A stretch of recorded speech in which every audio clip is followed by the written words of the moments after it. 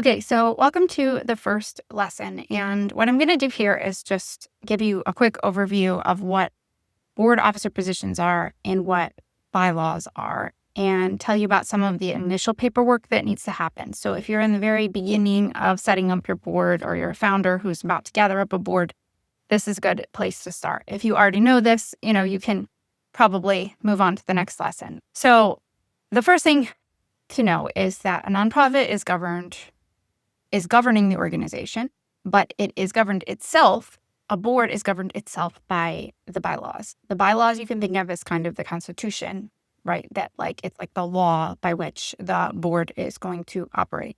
So there are a lot of templates out there. There are, lots of sample bylaws. You don't have to start from scratch for this, but essentially it's going to have your mission statement in it. Like, why do you exist? And your mission, your vision. And that's something that needs to be well written. It needs to be well thought through. It may get revisited in the future.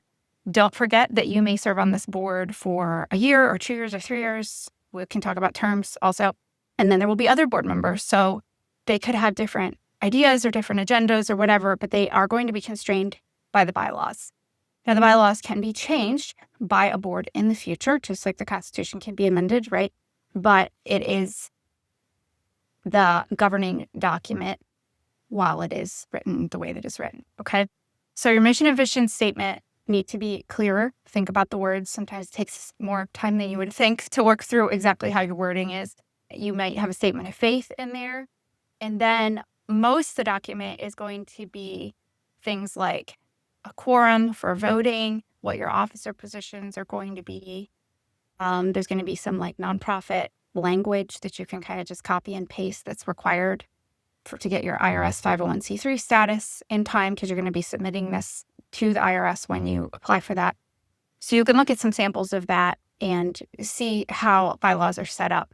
If there's anything that's of utmost importance to you that you really don't want it to be easy to change, make sure that you're putting that in the bylaws, and you may put a provision in there to make it hard to change, right? If you think about how the United States Constitution can't be amended without the states actually, there's a whole other level of approval to actually amend the Constitution itself. You can put, and that's in the Constitution that's required, right? So if you think about if you don't want your statement of faith to be able to be changed easily just in a meeting one day, you might require a vote from the families or that kind of thing.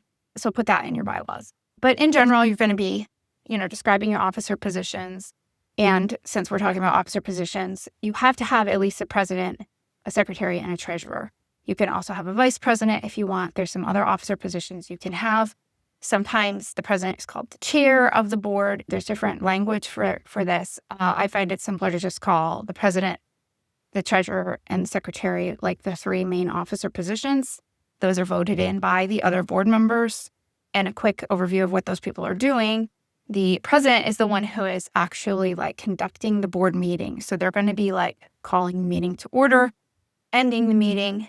They should be keeping order in the meeting. So if there's people who aren't speaking up, people who aren't showing up, people who, aren't paying attention, people who are dominating, that is disorder in the meeting, or maybe there's conversation, but then there's not actually a vote happening. These things can be very easy to just kind of slip into informal ways of having a meeting. But the more years that I spent in board meetings, the more I realized that the rules of how you conduct a board meeting are important, because they're there for a reason. And they can seem like formalities, but they're there because board members change, and you need to be keeping record of how things are actually being approved or changed. It needs to be written down in the meeting minutes. In meeting minutes, the secretary should be sitting there, typing. Some people use dictation and type it later or whatever, but they're going to be typing out notes, essentially. Meeting started, blah, blah, blah. So-and-so made a motion to appoint so-and-so as the president, or, all in favor say aye, 3 people voted yes. That kind of thing. They're just going to be taking notes on what's happening, and they should be writing, especially if it's just discussion that goes on for an hour about something, yeah, they're just taking notes on the major parts of that. But then if there's a vote, and there should be a vote, the president should be making sure there's a vote, and any decisions that need to be made, that needs to be recording in the meeting minutes. Like, oh, this actually was discussed, and then it was put to vote. And, sometimes maybe one person will vote no, everybody else will vote yes. Again, in your bylaws, you should say, like, are you looking for, a 3/5 majority? Are you looking for unanimous voting?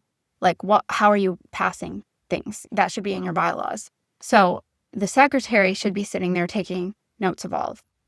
The president should actually be making sure that the meeting happens in order. All right.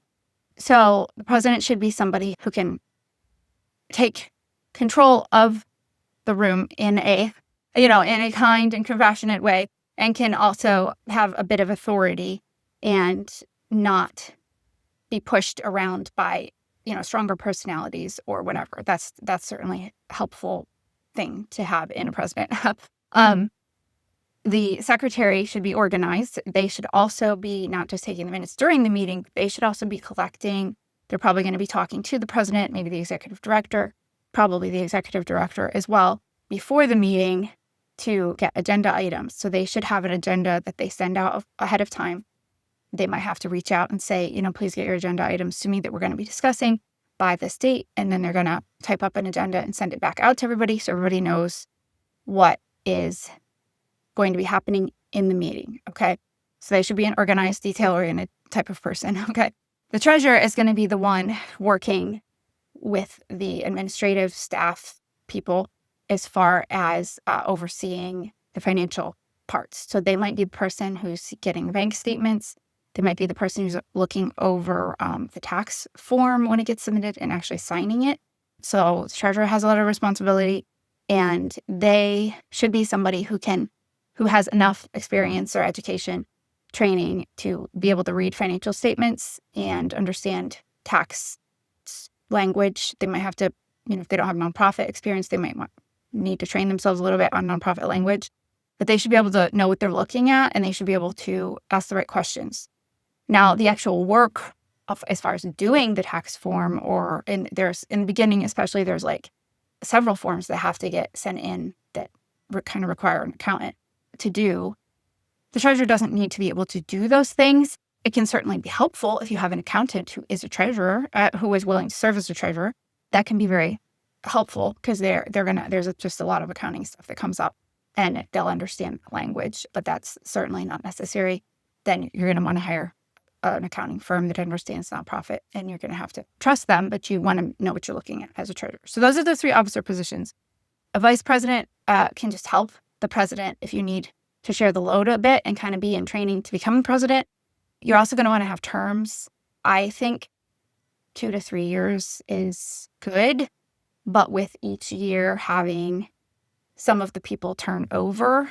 So like your first board might serve 3 years, but each year you take on 1 or 2 more members who are also going to serve 3 years so that not everybody's turning over at the same time. And if anyone leaves, you've got a way to bring other people in. I would suggest from the beginning that you have a board member application form so that you can send that out to people. Just have it be a formality, because you can either give it to people that or whether this is you. I'm talking to either a founder or present board members. Like, say you need more board members, you're going to need some next year. How do I get these people? It might be people that you just know are supportive of your mission, or they have a certain skill set, and you do want people with a variety of skill sets. You might want someone who's managed a program before, managed employees before. You might want a business person who understands organizational structure. You might want someone in finances, accounting, legal, if you can, okay? And you always want a couple of people who might just really care mostly about the mission of your organization. In our Charlotte Mason Hybrid School, we had someone who was a financial planner at one point. We had someone who directed a preschool. We had a parent who was just really cared about the Charlotte Mason type of educational philosophy. And we just asked those people to join because we knew they brought some different skill sets to the table. So you want your terms to be maybe 2 or 3 years. A year is a bit short because you just barely make it through a whole cycle and then you're leaving. But you can do a year. You put it in your bylaws. what you would like that to be. You want to have a board member application. You want to have a meeting each year around the same time where, let's say that in March, you send out the board member application to whoever. Maybe it's members of your school community, maybe and people you know, whatever. And then people send that application in if they're interested in serving on the board.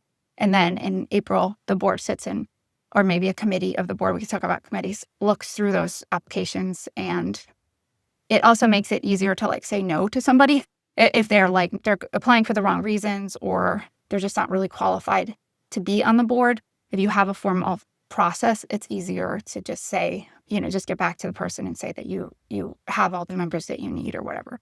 So then you would probably interview those people or ask them to come to a board meeting and see what it's about. And then, you might have to ask them to leave the room while you take a vote about whether they should join. That can get awkward if you don't like the person. So it might be better to have maybe just your officers meet with the person separate or do a Zoom call or whatever, just to get to meet them if they don't know them, and then make a recommendation back to the board, which is often how committees will work, by the way. Okay. And then the other really important thing to have in place is that you have a copy of your bylaws, you have a copy of any of your other important documents, which your secretary should be keeping copies of all of your important documents, like physical copies and electronic copies probably. And by the way, don't have them attach that to their personal email or their personal files. Put that in a separate email that's just for the secretary so it can be passed on to new officers in the future easily. Like a shared drive folder or shared Google Drive folder is a good way to keep documents so the new board members will then get approved and then they can start the next year cycle on the board. And then during that time, you can also, if someone's term is coming to an end, you could ask them if they want to continue serving or give them an opportunity to step down. Okay. So and you want to have the bylaws and any other important documents, as well as a training like this one, that any new members have to go through as soon as they become approved as board members. So they are on the same page with everything. As far as committees, committees can be just a way to either bring in outside talent that isn't actually on the board, but they're maybe you have someone who's an accountant and they're willing to help with the finances, but they don't want to come to board meetings and discuss all the things. If you have a finance committee and you have a treasurer on it and maybe, one or two other board members on it, and then this accountant just comes to finance committee meetings. Okay. So that's an example of some different, you might have an interview committee, you might have a building committee, you might have a safety committee. In general, you don't want to name a committee in your bylaws if it's going to be temporary. So something like a finance committee might be a standing thing because it's a constant thing that needs to go on all the time. And then you might have ad hoc committees in your bylaws, and those are just formed for a particular need. So they might just do interviewing once a year or every, whenever that's needed for new employees. They might do building searches, which hopefully doesn't happen that often. That kind of thing, okay? Or a safety committee might just work on creating the safety policies when you're first getting started and then checking in on them every year. That way you're fulfilling your duties as a board by making sure these committees are going out to do the work and then coming back with a recommendation to be approved by the board, but the board doesn't have all the board members aren't having to do all the things, okay? Okay, so we talked about new board members, we talked about officers, we talked about all of that being in your bylaws, we talked about committees. Just a couple more things as far as your initial paperwork. When your articles of incorporation were sent in, which they probably already were, but if they weren't, and you're just a new group of people coming together to just get this whole project started, that is the document that makes you an official organization with your state. It does not make you a nonprofit, a 501c3 with the IRS. You have 27 months to make that happen.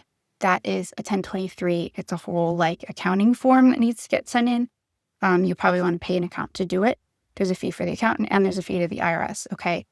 You may also have to fill out a charitable contributions registration form with your state.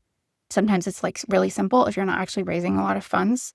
But if you are raising a lot of funds, soliciting funds, it can be a bit complex to fill out a sales tax exemption. That only has to be done once. That's a separate form where you can get an exemption for your sales taxes.